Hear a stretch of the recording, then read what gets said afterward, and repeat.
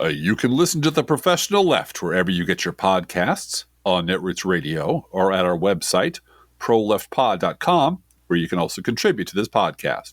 There's a PayPal button on our website, or you can mail us a letter and or a contribution at Post Office Box 9133, Springfield, Illinois, 62791. This is the podcast for the week of February 28th, 2025. It's not safe for work. Recorded live from the Cornfield Resistance, where apparently we're running out of podcasters. It's The Professional Left with Driftglass and Blue Gal.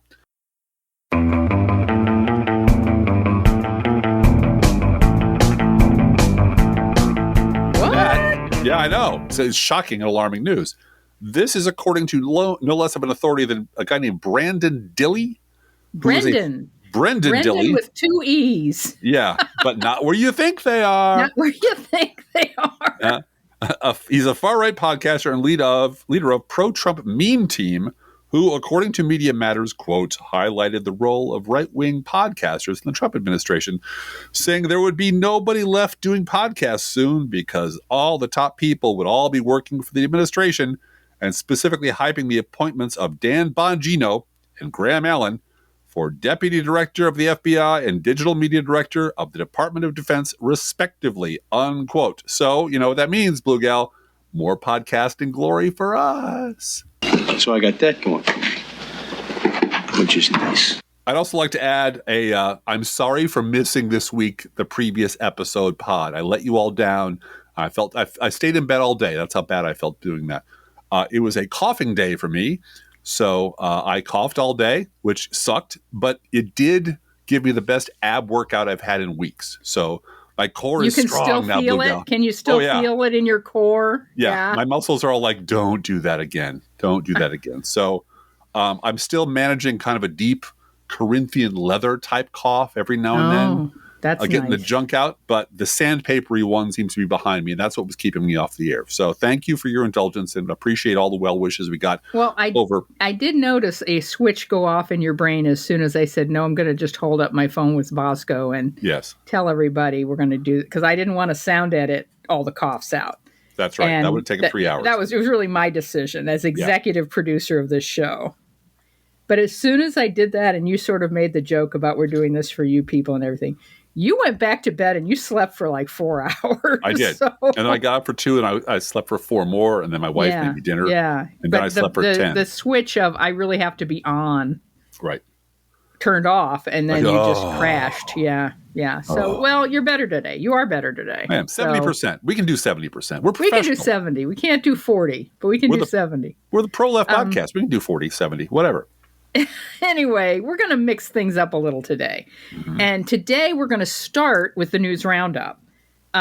This is not a comprehensive list of news. And we're sure that while we're recording this show today, a half a dozen more terrible things will happen. And after we post this and before we post this and afterwards and everywhere, news is just happening all the time. Bad news. So these are the times we live in. We know that. But these are some highlights that we chose to cover. So, news roundup, the cornfield resistance persists. This is from Politico. Some GOP members feel helpless as DOGE cuts hit.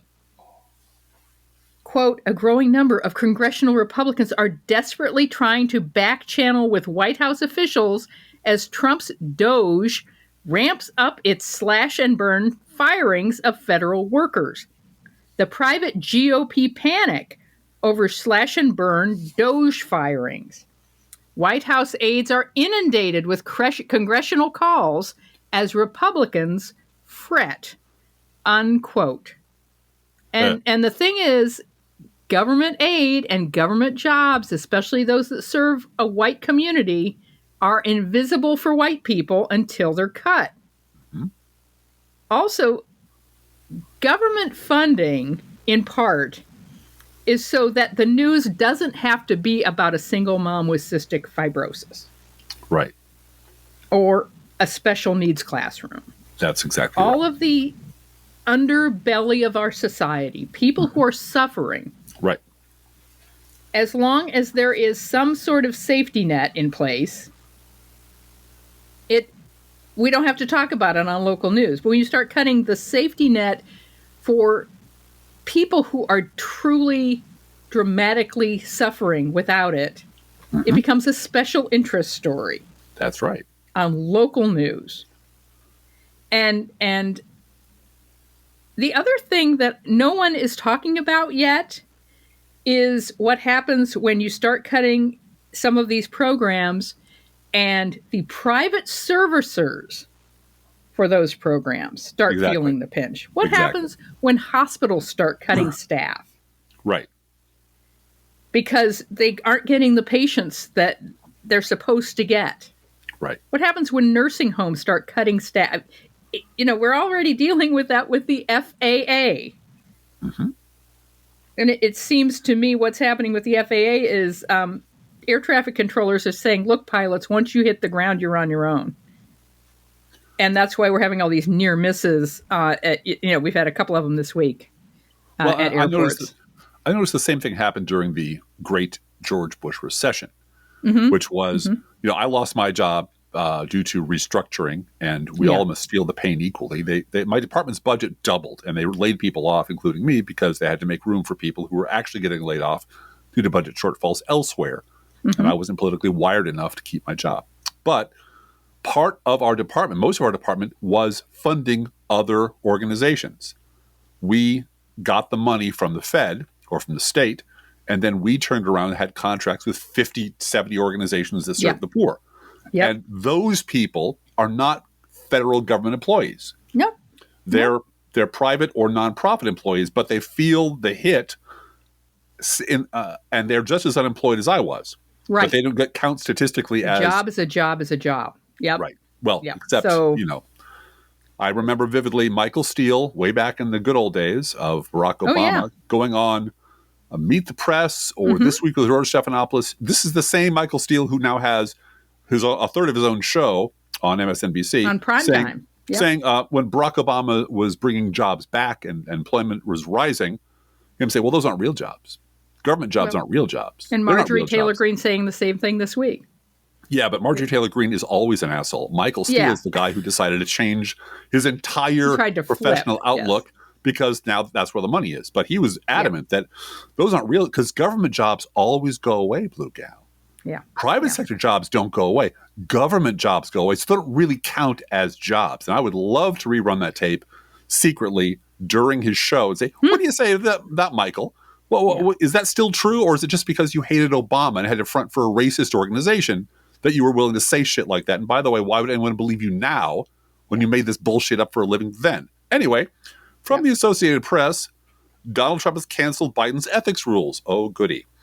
Critics call it the opposite of drain the swamp. Really, critics? It's critics who are calling it that, not just normal. Critics out there. Any human who can see what's in front of their face? Way to go, AP.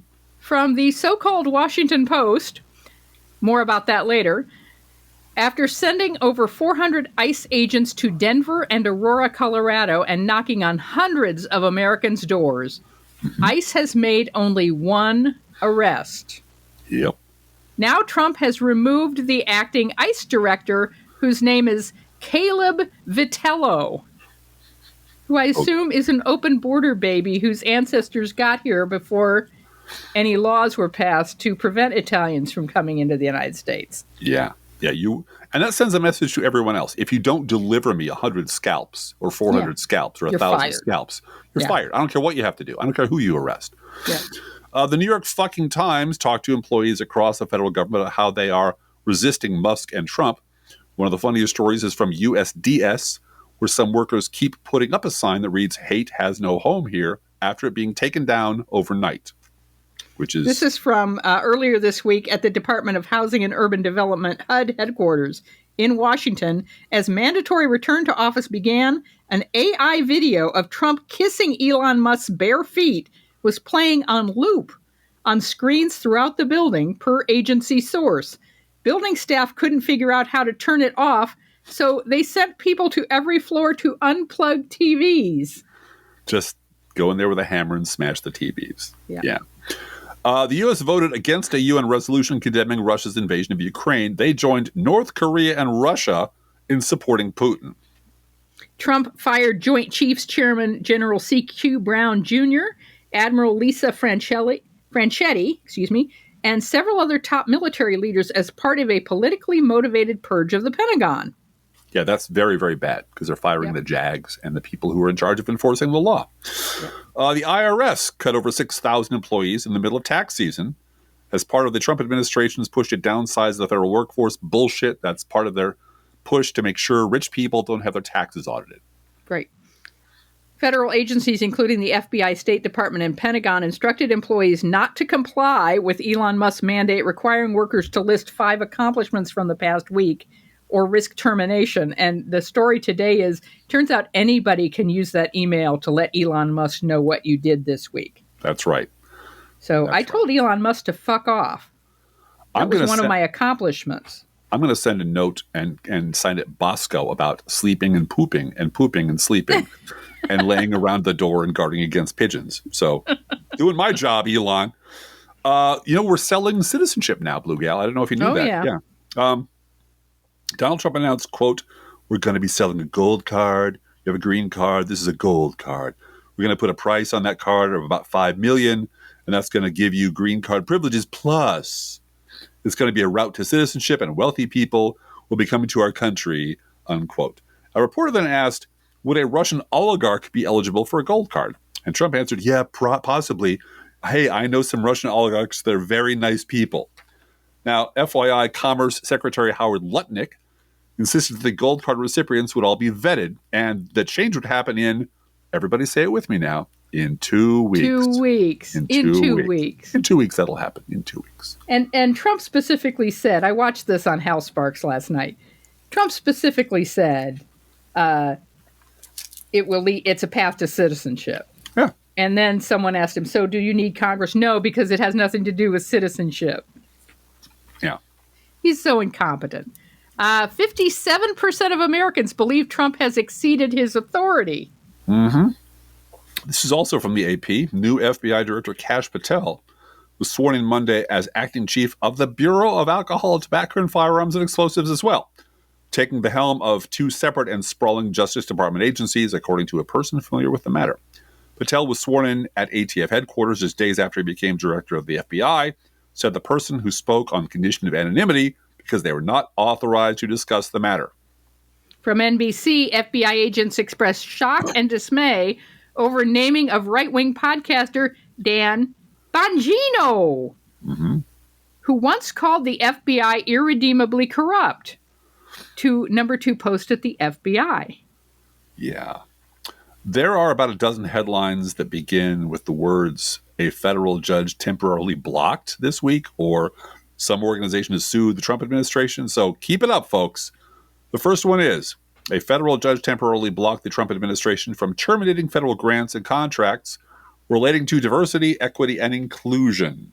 A federal judge blocked the Trump administration from conducting immigration enforcement operations in Quaker meeting houses, Baptist churches, and a Sikh temple, while a lawsuit against the policy moves forward.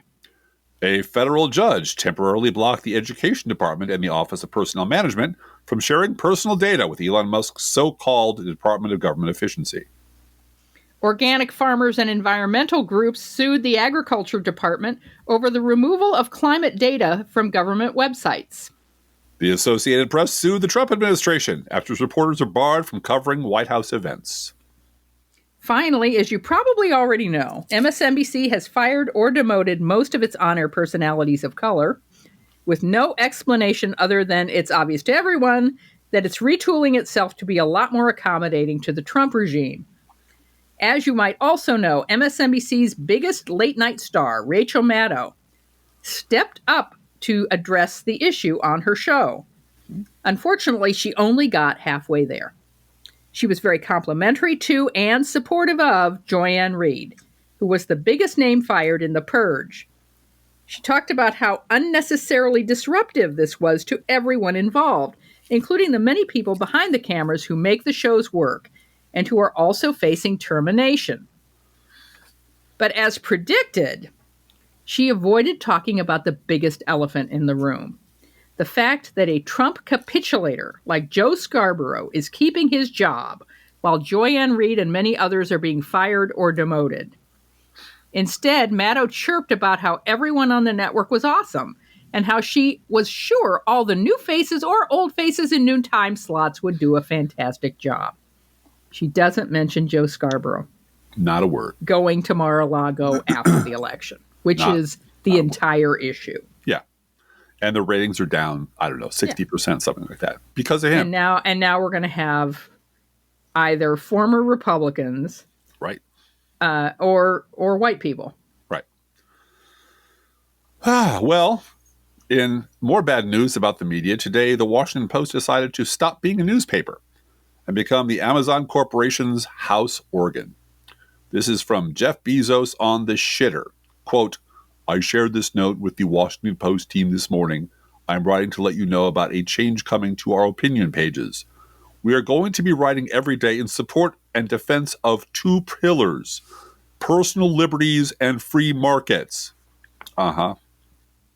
We'll cover other topics too, of course, but viewpoints opposing those pillars will be left to be published by others. You know, fucking bloggers like us. There was a time when a newspaper, especially one that was a local monopoly, might have been seen as a service to bring to its readers at doorstep every morning a broad-based opinion section that sought to cover all views. Today, the fucking internet does that job, unquote. He didn't say fucking. No. Because Bezos was never interested in journalism or saving democracy, ever, at all. Buying the Post was a way to advance his Amazon brand among people who did care about journalism and saving democracy. See, I bought a paper. I saved it. Will you buy my shit now? 8 years ago, if you'd been listening to our show, you might have heard this after our famous gourmet coffee guidelines. Quote, and don't forget our Amazon link at your website. At our website. We believe in buying local, and we also believe in shopping Amazon with our link if your alternative is a big box store, unquote. We said that a lot. Yeah. We said that a lot. Said that for a long time. And this was a thing Amazon tried. And a lot of bloggers and podcasters signed on and came to rely on that income stream. We did. A lot of people we know did. A lot of people that we know and care about did. And then one day, Amazon just decided it wasn't profitable enough. The wind had shifted, and they shut it down abruptly because it wasn't about supporting bloggers and podcasters. It was about advancing the Amazon brand. And guess what? The wind has shifted again in a big way. And now it's about using the Post to protect the Amazon brand by capitulating to the tyrant and promoting it as newspaper opinion, the protection of their monopoly status. They're not news anymore. And by the way, I believe their opinion page editor quit today. Is that right, yes, Blue Gal? Right after that. That was the second part of his shitter post was he had a choice between saying yes or saying no and quitting, and he quit. Yeah. Because he has a conscience, and bless his heart. Yeah. But yeah, no, this is when you're run by billionaires who only care about their product and corporation and brand, you're going to get this every time, which is why Blue Gal and I are going to do a little investigation over the course of the next few months into the progressive era. And we're going to talk about that at some future date. But now, over to Blue Gal. Speaking of capitulation, we already mentioned the purge of non-white on-air talent at MSNBC, and now they're cutting the staff. This is from the Daily Beast. Quote, Rachel Maddow and Joy Reid's staff get axed in MSNBC overhaul. So they're cutting Rachel Maddow's staff. Mm-hmm. The sweeping overhaul at MSNBC has reached production staff after tearing through its lineup of anchors. The network has already told the majority of employees who produce Rachel Maddow and Joy Reid shows that they were being let go with the option to apply for new roles, according to two sources who spoke to The Guardian, unquote. Mm-hmm. And, you know, Rachel isn't going to be there after the first 100 days, except for Monday. Right.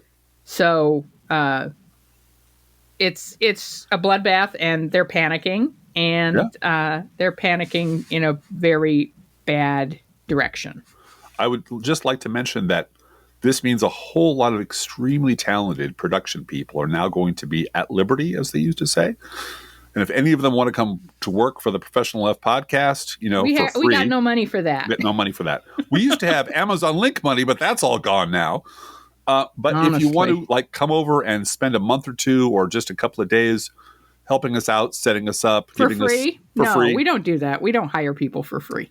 No, we're asking you to volunteer as I'm tired of that on the left. I'm sorry. Yeah, I know. I agree with you. I was being semi-facetious, and You're being silly, but honestly, no one's going to come to work here. Yeah, no, people the number of deserve people who want us to work for the cause is just You'll be paying gotta sandwiches go. and links and looks and no. No.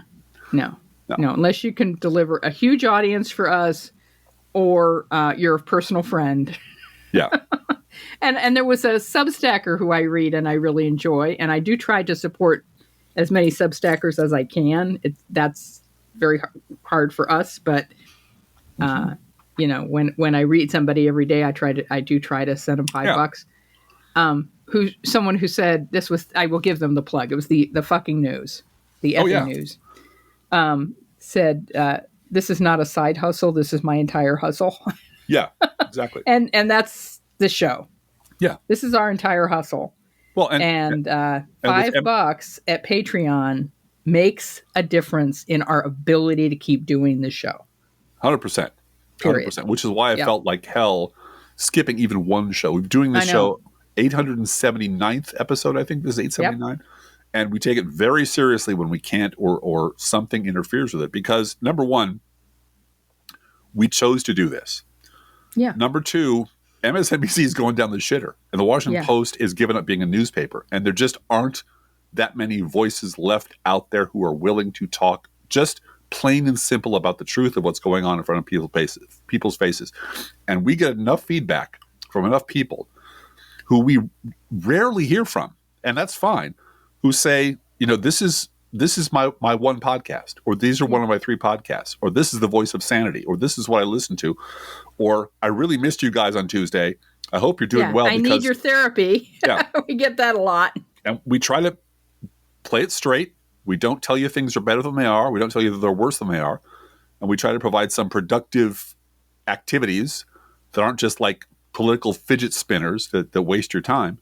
But that's the cold reality is we are very quickly becoming the liberal media. I used to say it in jest. Now I say it seriously. And be comforted by that, because when we do start talking about the progressive era, one of the things that turned the country around from the Gilded Age to the progressive era was alternative media.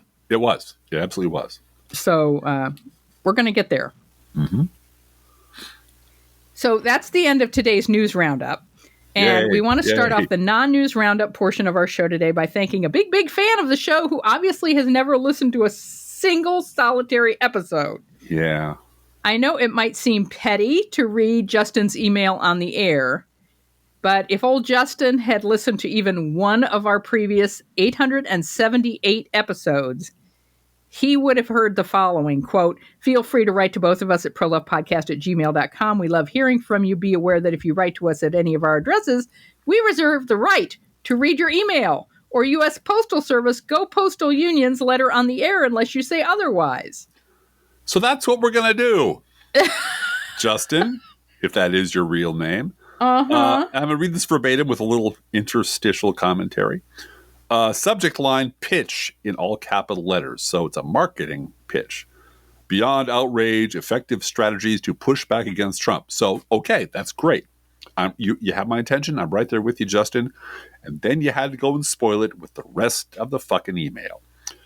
Quote, "Dear Professional Left Podcast team, I'm Justin L., Director of Communications for the Independent Center," unquote.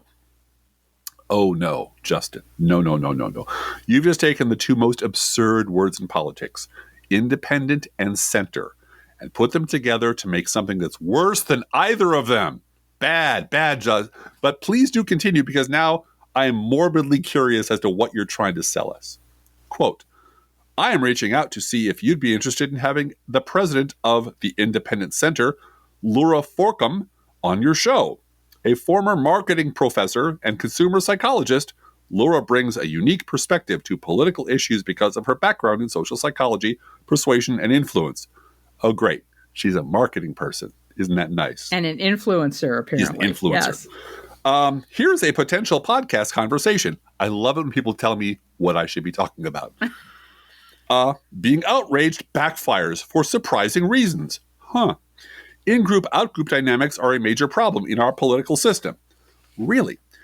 Independent voters have huge potential to reshape politics. I'm an independent. And they don't actually exist there, Justin. Practical things regular people can do to make a difference, like never answering this fucking email. If your audience seeks more than mere outrage regarding the Trump administration's actions, they will appreciate real and effective ways to push back. After all, we have 10 years of pent-up anger and frustration regarding Trump with nothing to show for it. We've got a lot to show for it. A lot of things have failed, and this has been going for 40 years and 50 years, Justin, not 10. I believe your audience would rather discuss what truly works. Looking forward to your thoughts, Justin L., Director of Communications, unquote. Oh, dear sweet Justin. One thing I can promise you is that you definitely are not looking forward to our thoughts. No, not about the independent center. You're not. No. Real, because I did look into his boss and some quotes from their website, and I kept it short because let's just keep it short, but it was all bad. And it was all influencer shit and marketing shit and both sides. And but you know, that's what we're living with now. Yeah. All right. But we're going to take a crack at what truly works. So hang in there. First of all, we saw that independent centrist ethos on full display this week at the Republican Mitch McCormick's town hall meeting in Roswell, Georgia. Oh, yeah. And I do want to applaud his audience. And the audiences at these town halls are awesome. A nice lady asked the congressman what he and his fellow congressmen were going to do to rein in the, quote, megalomaniac in the White House. It wasn't clear whether he was talking about Elon Musk or Donald Trump or both. Yeah. But after a minute or two of cheering and a standing ovation for her question, this was McCormick's answer, and you will not be surprised when you hear it. Because as we have said on this show for 15 years, there's always been one foolproof, all-occasion fallback answer that Republicans have always pulled out when cornered. And so let's listen.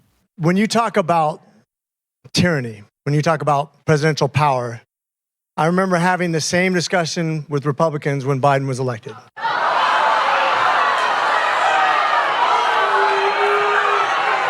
The funny thing is, you're sitting here and a lot of you would probably say those January 6s who are yelling just as loud as you, who are upset just like you. Wow, Blue Gal, that's sure strong stuff. Last week, I went on a little trip down the rabbit hole on a podcast, and I heard one of the nation's most fervent evangelists of both-siderism reduced to stammering incoherence, trying to answer a simple question without saying, because I'm a credulous idiot. This is Chuck Todd on why there has been no reciprocity from Fox News in the big journalism club that he's a member of, when he, Chuck Todd, had defended them back when they needed it. Fox was the beneficiary of collective action back in 2009, as we discussed. Right. And obviously, it's a different entity now. I'm not going to say I'm disappointed that they're not standing up for the AP, because I never expect them to stand up for the AP. But I'm wondering if you're disappointed, having stood up for Fox yourself.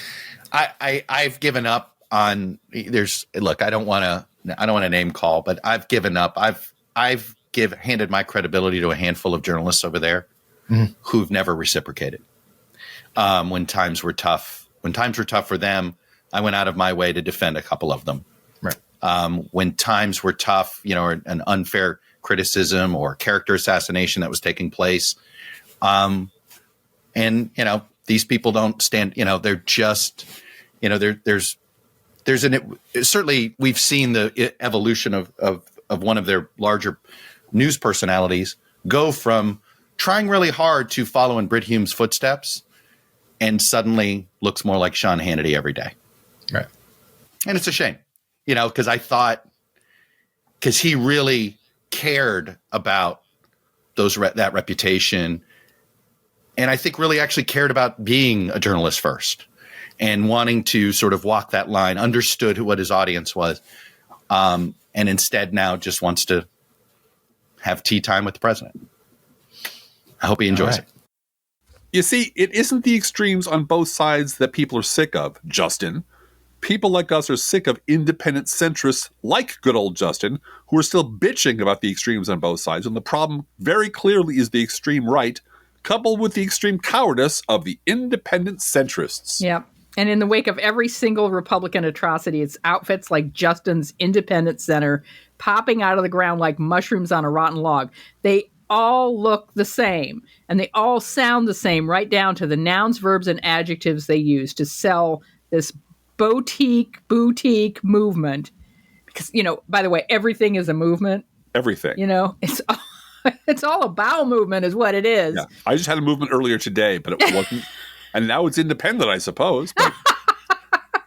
There's no labels. Purple Project, Third Way, Party Number 3 from your friend David Brooks, Driftglass. Yeah. Country First, Party Over Country, Connecticut for Lieberman Party. Remember that one? Mm-hmm. Andrew Yang's Forward Party. Also, there was one called the Renew America Movement. And you know what, Driftglass? The Renew America Movement was featured. I think all of these were featured as one time or another on Morning Joe. But here is the Renew America Movement from 4 years ago, when it appeared Trump was out of the picture now, right? Right. We could all safely just piss all over the liberals and the Democrats and go third party. Let's find that center. Mm-hmm. Here we go. When you have, Chuck Grassley, who's the dean of the Republican Senate, standing up there being like, I'd be a fool if I didn't stand next to Donald Trump. As Donald Trump slams Mitch McConnell and says that election integrity is the issue of our time, a.k.a. I was robbed of my reelection, that says pretty much everything about where the Republican Party is right now, and that is they are cozying up to Donald Trump. White House editor for Politico, Sam Stein, on the show yesterday morning on how new poll numbers show former President Trump's hold on the GOP is not going to break anytime soon. And so, more and more so-called never-Trumpers are considering either endorsing some Democrats or forming a new party. To that end, the Renew America movement is a group of high-profile lawmakers working to elect candidates who denounce political extremes. And joining us now are two members of that movement, former Republican governor of New Jersey, Christine Todd Whitman, and Miles Taylor. He served at the Department of Homeland Security from 2017 to 2019, including as chief of staff, and was the anonymous author of a 2018 guest essay for the New York Times, you remember it, criticizing President Donald Trump's leadership. And they all claim the same goddamn thing, that every day they're beset by an army of Republicans who are anonymous because they dare not speak out, and Democrats who are entirely imaginary, and independents who are actually Republicans, all begging them to create a center-right, center-left coalition to save America from the extremes on both sides. Yada, yada, yada. You've heard it all before. This is the dead end that never-Trumpers keep running into. The fact that there aren't enough actual centrist independents to fill a Ramada-Inn ballroom, much less create a movement. The fact that any movement capable of successfully stopping Donald Trump and smashing the Republican Party is going to be, by definition, made up almost entirely out of Democrats like you and me, Blue Gal. Say like 96%, with the rest being former Republicans and assorted independents who've been scared back into their right minds. But there's the problem. Republicans have spent decades and billions of dollars selling the idea that Democrats like you and me are poison, that we are baby-killing, terrorist-loving, commie scum, and, to quote Liz Cheney, the face of pure evil. This is how they branded the Republican Party. And all Donald Trump ever really did was take over that brand by selling it more effectively to the rubes and bigots than the Republican establishment. He cut out the middleman, did it himself. In the words of Mr. Tom Waits, the Republicans let the weeds get higher than the garden. And this is the problem these former Republicans created for themselves back when they were just Republicans. And it's a problem which they can never solve because they keep looking for a marketing solution to an ideological problem. They keep looking for a lucky strike ad campaign that can convince a substantial number of Republicans and swing voters to switch brands. We can say anything we want. How do you make your cigarettes? I don't know. Shame on you. We breed insect repellent tobacco seeds, plant them in the North Carolina sunshine, grow it, cut it, cure it, toast it. Well, there you go. There you go. But everybody else's tobacco is toasted. No, everybody else's tobacco is poisonous. Lucky Strikes is toasted. This is why the Lincoln Project was such an epic failure, but such a success at getting on Morning Joe. Right. It accomplished nothing except relieving credulous liberals and both-sider media types to promote them and get tens of millions of dollars from liberals that would have been much better spent promoting actual liberal voices. But that's not sexy.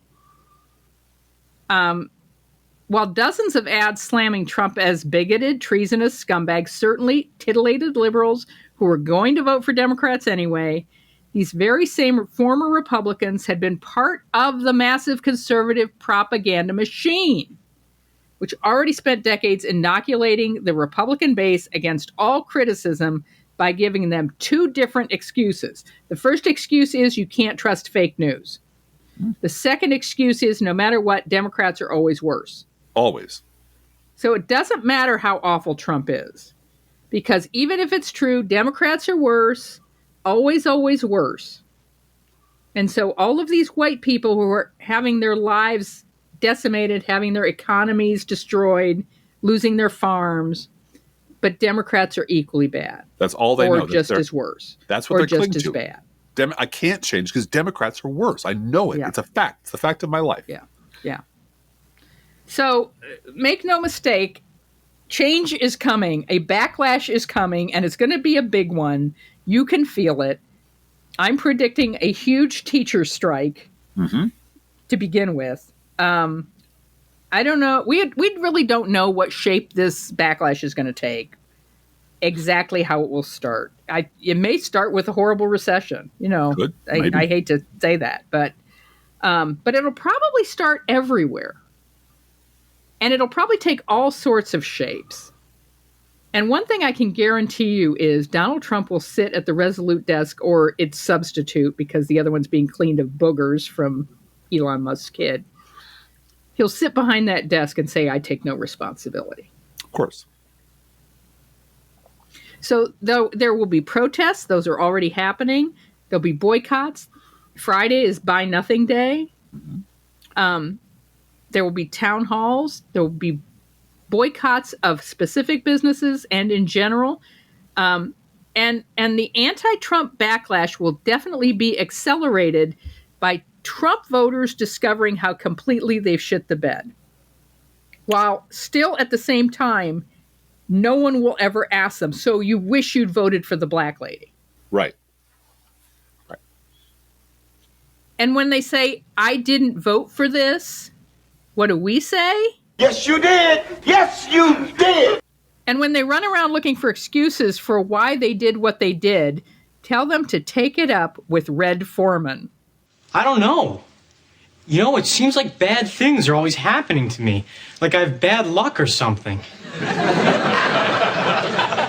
Son, you don't have bad luck. The reason that bad things happen to you is because you're a dumbass. So if you're a prominent never-Trumper, what is your coping strategy for a movement that is inevitably going to be 96% commie, baby-killing Democrats? Because right now, a lot of grifters are fighting over who will get to be the gatekeeper, who will get to brand this thing and monetize it, whatever it's going to be. Well, I listened very carefully to a conversation between media superstar and resistance hero Adam Kinzinger and medium superstar and resistance hero Tim Miller on this very subject. And the answer will not surprise you. To start with, Kinzinger has a very, very rose-colored memory of the Tea Party as a noble grassroots movement that grew out of honest protests against the, quote, health care bill, unquote, and swept Republicans back into power because, they got it right. They figured stuff out and they got it right. Now, you and I probably remember it very, very differently because we lived through it as a Republican rebranding scam that was also a racist, reactionary backlash against the first black president. one that used across-the-board obstruction, lies, and fear-mongering, amplified by the entire conservative media ecosystem to kneecap Barack Obama as he tried to unfuck several disasters that Republicans had left in their wake. It's also the movement that gave the king of the birthers, Donald Trump, a political future. But since Kinzinger was the beneficiary of all that berserk, bigoted energy, which he used to write into Congress, no doubt he has fonder memories of it than we do. And Kinzinger thinks the way to start winning back political power for us is to have a Tea Party of our very own. But he has certain conditions. These are quotes I'm going to read now. Quote, this is Adam Kinzinger. Here's the key that I want to say on the outset, though, is I don't want this to be, hey, this is a left-wing movement. You know, the Tea Party came in and they were trying to pull the country right. This is actually a pro-democracy version of the Tea Party, unquote. And if you listen, you hear that an awful lot from Never Trumpers. They would rather pull their own heads off than say Democratic Party. Instead, they insist that only two choices are left to us, a left-wing movement which is doomed to fail, or a pro-democracy coalition. This is Kinzinger again. Quote, again, I do want to stress, don't make this a left-wing thing because it'll flame out. Trust me, they always do. Make this about pro-democracy and defending our government. We can always debate the particulars later when we have power. Unquote. When we have power? We? Who exactly is the we who will have power there, Adam? Yeah, that caught my ear too. This is Kinzinger again. Quote, don't turn this into a defund the police movement. Don't turn this into, need to triple the amount of genders you recognize, unquote. Because they just can't fucking help themselves. They just cannot. The Fox News wiring is in their brain till the day they fucking die. And then Tim Miller chimed in, quote, I do think there needs to be a rallying cry for the protest. Like, I hear what you're saying. I agree that it shouldn't be ideological. It shouldn't be particularly lefty populist per se, though if there are lefty populist candidates, I'm open to hearing from their arguments, unquote. And who the fuck appointed you gatekeeper, Tim Miller? Yeah. Who the fuck you want to hear from them? Yeah. Because you're the one that's going to decide whether they're legitimate or not. And this goes back to the earliest days of hashtag Never Trump, that it's the Tom Nichols and the Tim Millers and the Charlie Sykes who declared, because they had the microphone, they were given the time at MSNBC, they were given coverage by the mainstream media, that they will decide who is acceptable to be part of the resistance and who is not, and who's a sinner and who is not. Now, and to our credulous liberal friends who are willing to continue putting up with being treated like third-class squatters in our own political party, by people who used to make their living slandering us and telling those of us who are not willing to put up with it that we need to shut up, I have one simple message. Don't ever take sides with anyone against the family again. Ever. Yeah, we've flushed all of the Build Back Better, care economy, make sure grandma has home health care so she can stay in her home, make sure there's pre-K for all children, a cancer moonshot, all of those things that are Democratic Party values. Flush those down the toilet because that means Joe Scarborough and his friends will have to pay an extra $1 in taxes. Yeah. And honestly, any movement that's going to be 96% Democrats, these interlopers who we let crash on our couch, by the way, we're all men, we let them crash on our couch because they fucked up their party so badly they had to leave it, are now standing there going, well, maybe we'll let you join our movement. As long as it's a pro-democracy movement, you don't talk about... It's nothing to do with democratic priorities or families. No, or lefty helping stuff. families afford to live. Yeah, because me and my 9 friends need to feel comfortable in a movement that is basically and have the low Democratic taxes. Party. And have low taxes. Yeah. Now, Driftglass and I are professional writers. We've led writing groups. We've taught journal writing. And unless... we're leading a journaling class, inevitably we will get around to this basic question, particularly when you're writing fiction or nonfiction. Who is your audience? Who are you hoping will publish and read what you've written? Sometimes we're asking, which publication are you looking for this to go in? Right. Are you writing for Good Housekeeping? Are you writing for the New Yorker? Or are you writing for a scientific journal? Mm-hmm. Totally different things you would write for those three people. By the way, there used to be a thing called, I don't know if it's still around, the Dust Book, collection of small publications and little magazines. There still is, yeah. I had a copy of it on my shelf for years because it told you exactly which publications were publishing. Looking for what. And what exactly they were looking for. And it was incredibly useful for the smaller press because I used to send stuff out all the time. I have a prodigious pile of rejection letters, Blue Gal. Sure. An enviable pile. But it was about not selling out, but tailoring your message to the publication that you hoped would publish it. Right. And sometimes you write what amuses you, and whether or not anyone will ever read it is secondary. So you'll write your journal, that's fine. That's for you.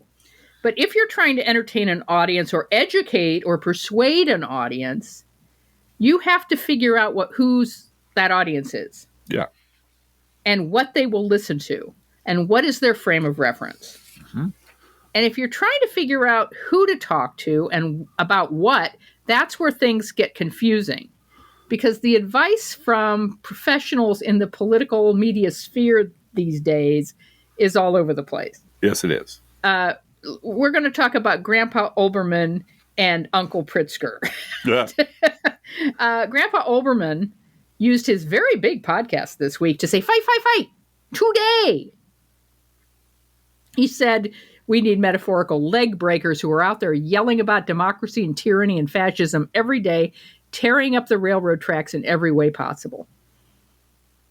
And he chastised, quote, our 43 million Democratic consultants who agree we can't do more than one thing at a time, and we can't under any circumstances prioritize anything over this graphic that shows the cost of a gallon of gas, unquote. Mm-hmm. He was, as always, emphatic, insisting on today. And, et cetera. Now, Uncle J.B. Pritzker is making the rounds, and we love him. You do. I love seeing him on TV. I love seeing him on the socials. And he counseled focusing on kitchen table issues. Yes, he did. Remind people every day of the promises that were made about eggs and gas and how the voters have been hoodwinked by a con man.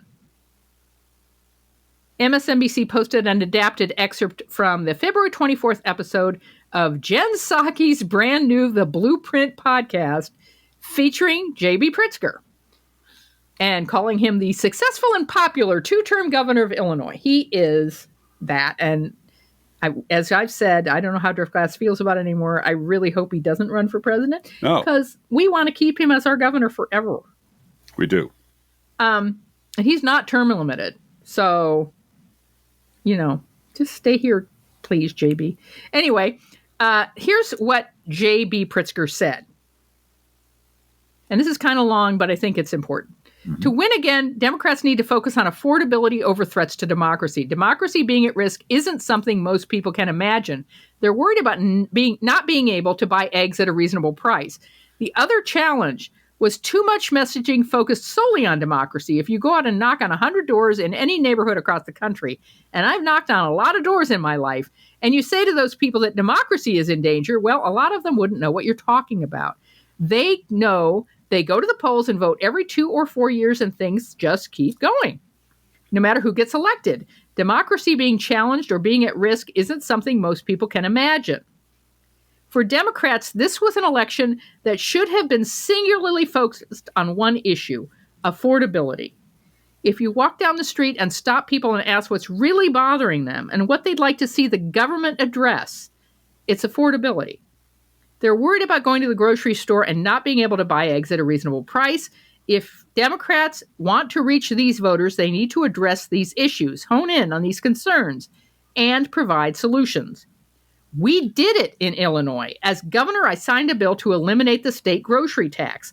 We passed legislation to overhaul the healthcare industry in the state. These actions addressed concerns people felt in their day-to-day lives. These are the kinds of kitchen table issues that should be the main focus of any Democratic campaign. If Democrats want to show the American people they're listening, I know where they can start. One issue that was rarely mentioned during the campaign was the fight to raise the minimum wage. On the federal level, the minimum wage is only $7.25. That amounts to just $15,000 annually. You can't live on that. In Illinois, we raised the minimum wage to $15, but across the country, many are still struggling to get by. Republicans want to keep the federal minimum wage at $7.25. In fact, some of them want to get rid of it altogether.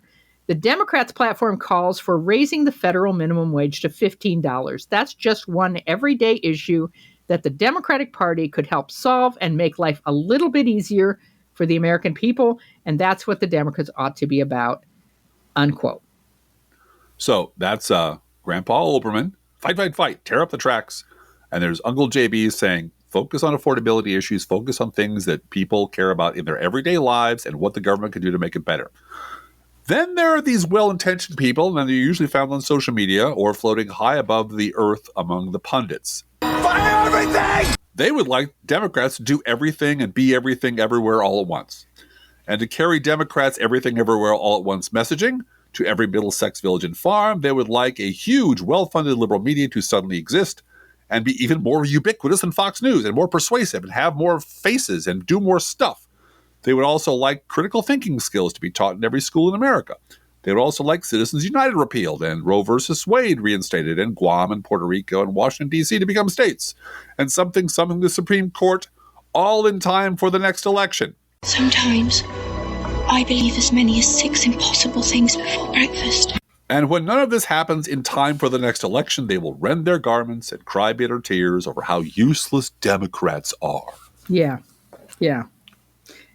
May I interject here to say Hakeem Jeffries needs to never go on television again? He's terrible at it. He's just terrible at it. Go do administrative stuff.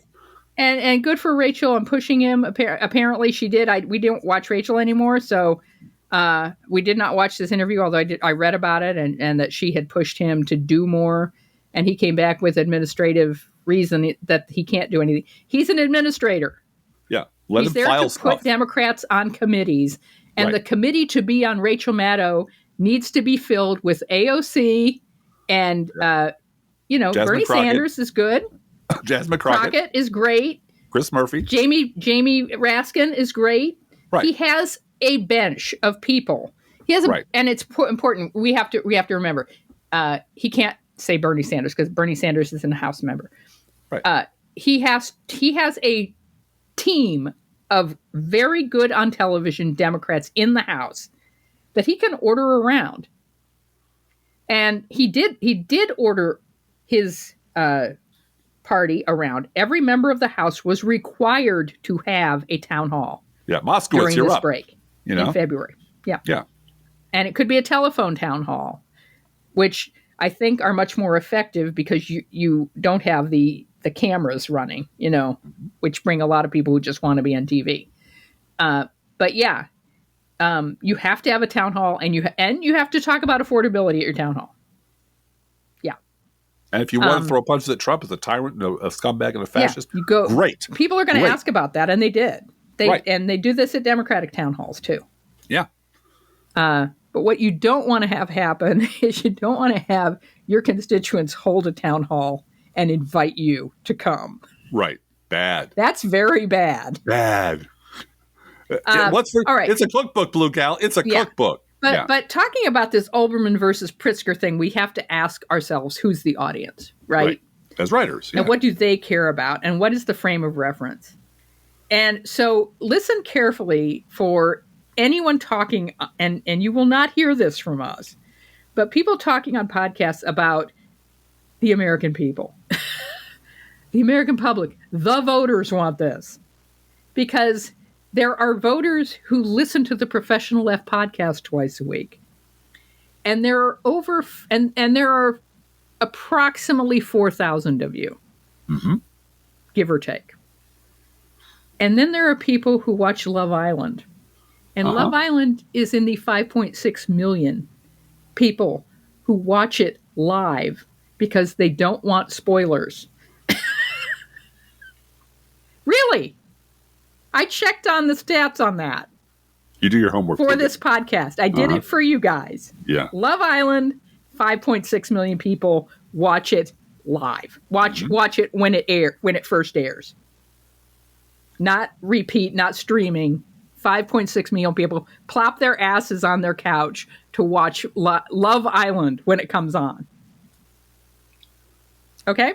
And what you're saying is phrases like that, the people, the voters, the American people, those are meaningless phrases. They don't mean anything. Totally meaningless. Mm-hmm. Yep. So, and here's the deal. People who do advertising and marketing professionally know that's bullshit. Mm-hmm. When you're watching TV and an ad comes on for Harbor Freight and has tools, right? Or if better yet, if there's a car insurance ad with a dad and a 16-year-old daughter, and they're talking about, safety and driving. Yep. And then he looks at her and he sees her when she was 4.5. Yes. Those ads are not targeting the American public. They are targeting Driftglass. Yes, they are. They know who I am, and they work. They work. Yeah. Daughter, protect. Yeah, absolutely. Absolutely. And it works.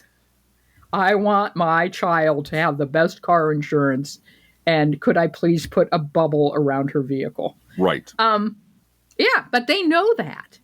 People that put together those commercials know exactly who they're talking to. So consider a troupe of actors going on stage to perform the Scottish play. Their goal is not to persuade someone who pays for a ticket for a Shakespeare play to come in, and they're going to convince them that Shakespeare knew how to write a play.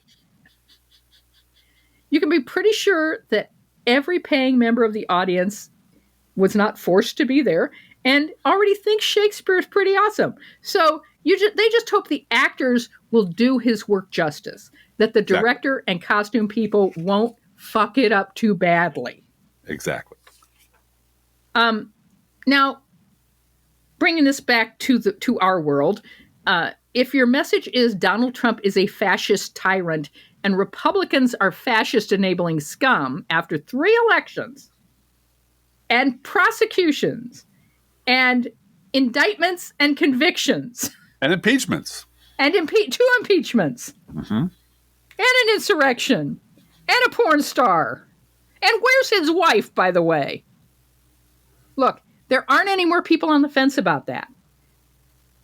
People already believe and are convinced that he's awful, or they're making excuses for him, and they will make excuses for him for the rest of their lives. Right. They can't be persuaded. That's it. You're not going to persuade anybody. Now, it is important to rally your own troops, and that's why you have on Jasmine Crockett and AOC and Chris Murphy, who is 51. By the way, he looks a lot older, but he's 51 from Connecticut, who is cussing on email to the point where our own congresswoman said hell on her fundraising email. She said HE double toothpicks on there. That's a tectonic shift. That is a tectonic shift from a 5'2" little white woman who is there to do the farm bill and be a reliable backbencher. And that she's in a 13th district in South Central Illinois. She's there to get the farm bill through. That's her job. And she said hell in her email. That tectonic shift. So I'm not saying she wasn't capable of that before, but that was not her brand. Right. So, we need that every day. And so this is from the New York fucking Times this week. Quote, as Senator Chris Murphy, Democrat of Connecticut, sat seething in his office last month, watching President Trump blame diversity requirements at the Federal Aviation Administration for the deadly plane crash over the Potomac River, members of his staff warned him against publicly venting his rage. The midair collision had happened less than 12 hours earlier, they reminded him. Bodies were still in the water, and families were still being notified about the deaths of loved ones. Perhaps it would be more befitting of a U.S. senator to be respectful of the tragedy and all of its unknowns, rather than seize the political moment and respond. Mr. Murphy had no time for that. Everybody in this country should be outraged that Donald Trump is standing up on that podium and lying to you, deliberately lying to you, he said in an impassioned video he recorded and posted within 30 minutes of Mr. Trump's news conference. Every single senator and member of Congress should call him out for how disgraceful it was. Many did, but none managed to do so quite as quickly or as concisely as Mr. Murphy, 51. who has seemed to be everywhere all at once, there's those words again, since Inauguration Day, staging a loud and constant resistance to Mr. Trump at a time when Democrats are struggling to figure out how to respond to him, unquote. Chris Murphy's running for president, guys. Oh, yeah. That's pretty obvious. It's pretty obvious. And he's good at this. And he's taking it to Trump. I will just say that I did listen on Tuesday when I was coughing my lungs out to the Stephanie Miller show, waiting for Charlie Pierce to show up because I listen to Charlie Pierce and wonder what he's up to these days. But some caller before that was, I think, from Kentucky, who was just calling to say Democrats need to do a better job. Democrats need to be out there. Democrats need to do this and that. And he wasn't being angry. He was being, I really wish they would. And I got to say, Stephanie Miller said, you know what? They are. They are. We put them on our show all the time. They're on here all the time. They're out there all the time. You're not hearing about it maybe because it's never reported in the media. But Democrats really are standing up and they really are being louder and they really are doing all the things you want them to do.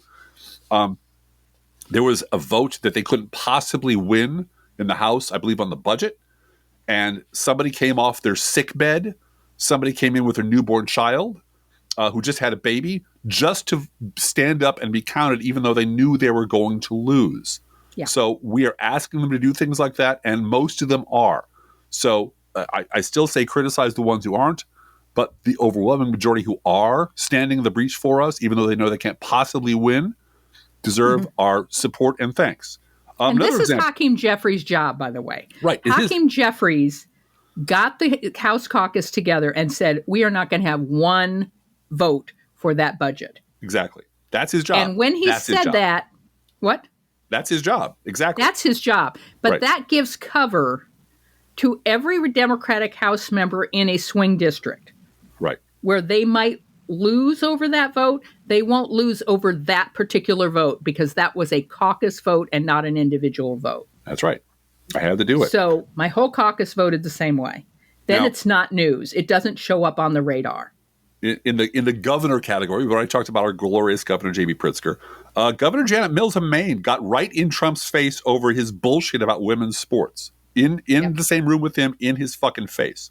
Yep. French President Macron humiliated Trump on the world stage by calling out his lies about Ukraine in real time on camera, sitting right next to him. And that's the way you do it, boys. Bernie Sanders is out there kicking ass. This is from Common Dreams, quote, thousands in Midwest GOP districts attend Sanders' first stop on tour to fight oligarchy, unquote. And consider these two headlines that I pulled from the same story about comments made by our very own governor comparing MAGA and Trump to the Nazis.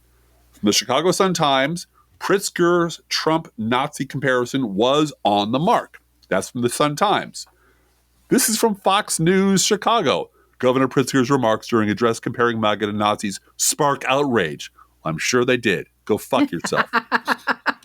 Now, doing this stuff is necessary but not sufficient. It's important to rally the troops.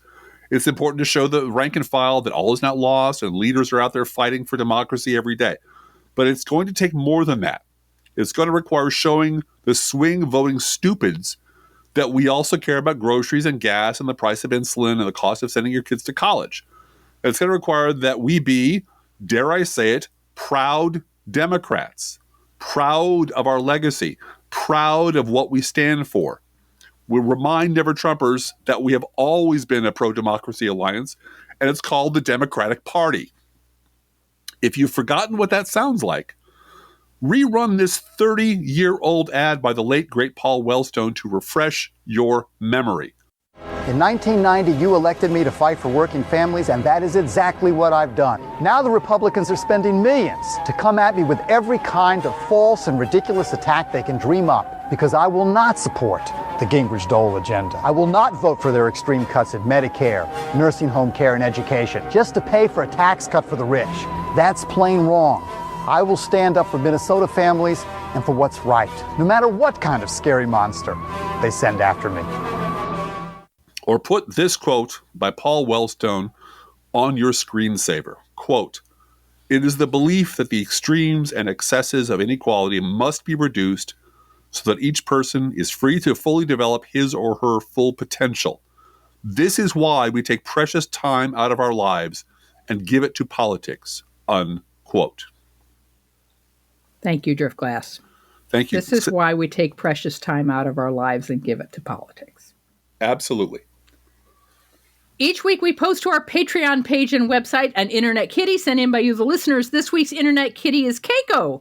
Keiko is also nicknamed Cow Kitty because they are colored like a black and white cow, kind of like our cat Bosco, but with more black, bigger black spots. Mm-hmm. In this picture, Keiko is blocking the computer and insisting that you pay attention to her, and only her. Stop looking at your spreadsheet. Keiko is a beautiful kitty, and of course, Keiko eats freshly poured cat food, our fake sponsor. Whether you serve Pet Store Perfection or Dollar Store Direct, your cat will sit right in front of your computer monitor and demand that the food they eat is only freshly poured. Freshly poured, freshly poured. Oh my Lord, it's freshly poured. And you can send your Internet Kitty, dog, sheep, fish, iguana, you name it. Send us a picture to our email address, proleftpodcast@gmail.com, where you can also write to both of us. Feel free to write us. We love hearing from you. Be aware that if you write to us at any of our addresses, we reserve the right to read your email or U.S. Postal Service, go postal unions, letter on the air unless you say otherwise. Yeah, Justin should have read the fine print, Blue Gal. He sure should have. Don't forget our gourmet coffee guideline. If you can afford to buy an espresso-based beverage for yourself, please buy one for us. This is not charity. This is, in fact, our job. If you can spare $5 a month, please spare $5 a month at patreon.com/proleftpod. Please share our show on social media.